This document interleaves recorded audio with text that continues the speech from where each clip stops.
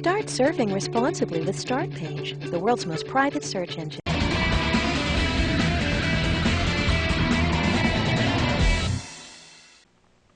Gary Franchi here for the Reality Report. We have a special interview right now that was conducted by Stuart Rhodes of oathkeepers.org. We got it in the email box. I am a member of Oath Keepers, and well, it is an interview with Sergeant May, who is a staff sergeant with the Utah National Guard, who was called to duty during Katrina. Now, as you may recall, the National Guard was asked to confiscate guns. Well, Sergeant May was one of the fine officers who knew better and respected his oath to defend the Constitution, and he refused those orders to confiscate guns. Here is the interview right now with Stuart Rhodes and Sergeant May.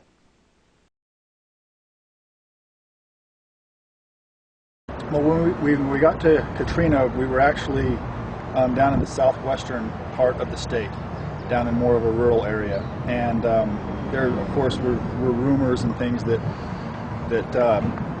martial law was in effect and that we were maybe going to be part of gun confiscation, firearms confiscation. And you were in an intelligence unit at the time? We were in an intelligence unit at the time, and we were just going down to pull security is what we heard at first, and help out our brothers and sisters down there. We were in a rural part of Louisiana, down the southwestern area, a little town called Erath is where we did our security. Right. And so there were some rumors, and a group of us had gotten together, a group of my buddies in the military, and we had talked about whether or not this was the right thing to do, and we came to the consensus that no, we will not be taking firearms. And so when we got there, because I was the loudmouth of the group, they asked me to go and talk to the commander, which I did, and I just explained to him that there's a group of us that we won't do that. He told us at that time that that's not happening here, don't worry about it. Then we won't be doing that. And in that area, we didn't have any problems.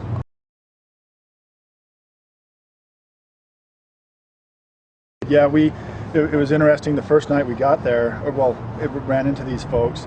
They were meeting on the front lawn of one of the homes. And when we came up the first time, they were really standoffish, and it took a few days and maybe a week to get them to actually open up to us. And what they were actually doing is they would meet and say one of their neighbors was having stuff pilfered or taken away from the place because, you know, fridges are big items on the FEMA credit card. They were taking the fridges away to either sell them or put them on their front lawn so they got more money. So these guys were going around and providing security at their neighbors' houses. And when we first came up, they were standing on the front lawn, and some of them were armed, and they thought we were there to take away their weapons because they had heard the rumors that martial law was in effect and we were going to take them. It took us several days to convince them that's not why we were there. Right. Once we convinced them, they actually started giving us a lot of intel saying this is what's happening around town. And it became a really good working relationship there.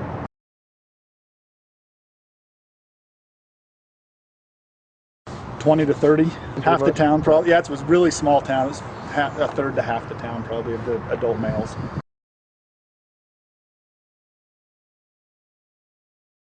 We were helping. We had a static guard that watched over the water and MREs that were being handed out during the day at nighttime when everyone was. The curfew started at 10 p.m. so we had to have somebody there to watch that so it didn't walk away. And then the police department there asked us to also have a roving guard just to help them keep eyes on because their night shift there was only one officer on duty. Right. So we had a radio and we'd just tell them, hey, we saw this car coming your way. Or that's when we pulled up, was on our roving guard. Me and my buddy that I was with, we pulled up on them, and it was tense the first few times we did that. And they would move around to different people's houses, but it was always before curfew, and they were always off the street by curfew. They just decided these are the houses we're going to watch tonight. Right. They'd split up and get into the houses before curfew, and then after curfew they'd come back out and go their own homes. The constitutional loving people were there going, we're not doing this.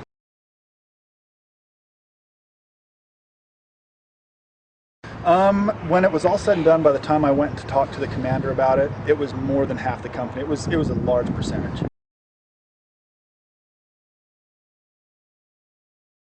Others were kind of sitting in the back, seeing how it would all play out, I think. Right. Because in the MI field, it's really hard to create waves because you have security clearances. Right. So even me talking about this now. So a lot of guys are worried about security clearances? Yeah, people worry about that. They're afraid to talk even if things aren't classified, right, because they don't want someone to spin it on them. Gotcha. So when it came time to talk to people, they would if they were asked, but I'm kind of bullheaded, so I take it head on. That's been happening since I've been in the military, 10 years. I'm always the guy that gets put in front of the colonel or whoever to tell them our side.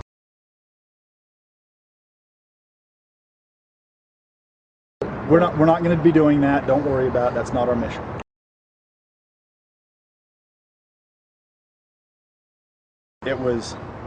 It's really happening there. What are we going to do? The rumors were there. Okay. And the rumors were it's actually happening.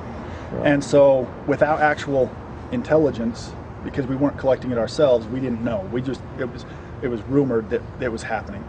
And so we were nervous once again the whole bus ride. And so we talked and we all decided again, no, if this is the case, we're not going to do it. There was a bunch of us. Right. When we got to New Orleans, we actually took up the entire rec facility of the university that we stayed on. We took up a large place there, and a lot of guys, and even some of the guys from the other units, not just the MI, were kind of hearing what we were talking about and going, I'm on board with that too.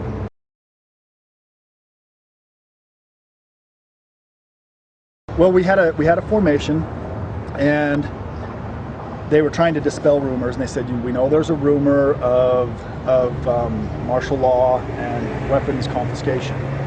We're not involved in that. That's not our mission, so don't worry. And I'm a loudmouth, and we were not in a formal setting, so I said, doesn't matter if we're allowed or not, that's wrong. And people need to know that. I was asked by my commander to come and speak with him offline, away from everyone. Yeah. My point was, it's wrong. Right. We shouldn't be doing this. I don't care who's doing it. As members of the military, that's not what we should be doing. Show me in the Constitution where it says we do that. So I stepped offline with a couple of the guys that were in the group, of the original group, and I talked with the commander and told him, sir, if it comes to that point and we're asked by other groups to go and help them, we will not do it. And if that's what it comes to, you can send me home now, because I won't do it. He said, don't worry, we'll never ask you to do it. I said, that's not just me. We're talking the majority of this task force that's here all feel the same way. I'm just the only loudmouth willing to say it.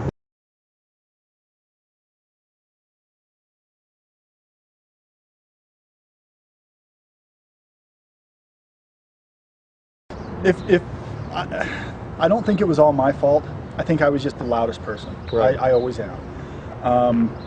But I do think, because it wasn't like they just came into the conversation and went, oh, hey, that sounds good. It seemed to me that they had been maybe discussing it a little bit. Right. And when they heard me using my loud voice indoors saying, I won't do it and neither should you, they kind of came in and said, yeah, we feel the same way, and we've kind of been discussing that too. What would we do? But if you guys are on board, we're behind you.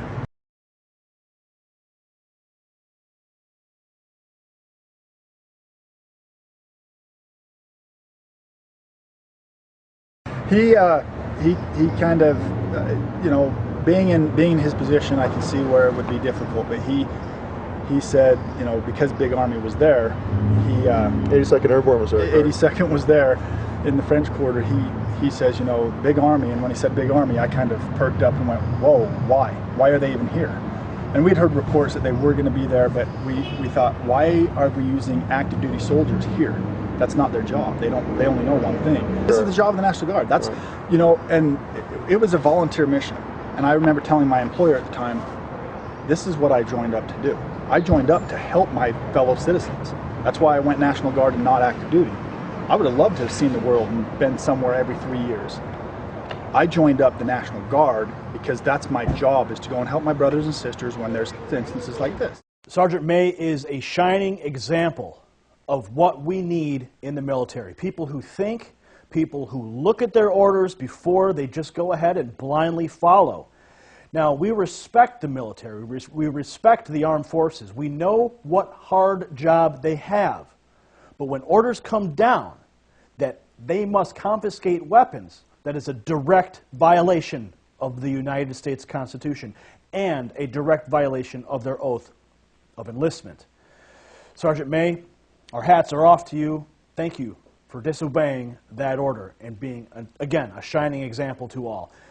Support oathkeepers.org and visit their website. And if you're not in the military, you can become a citizen oathkeeper. If you're in the military, take a look at the 10 orders that you will not obey. I'm Gary Franchi for the Reality Report.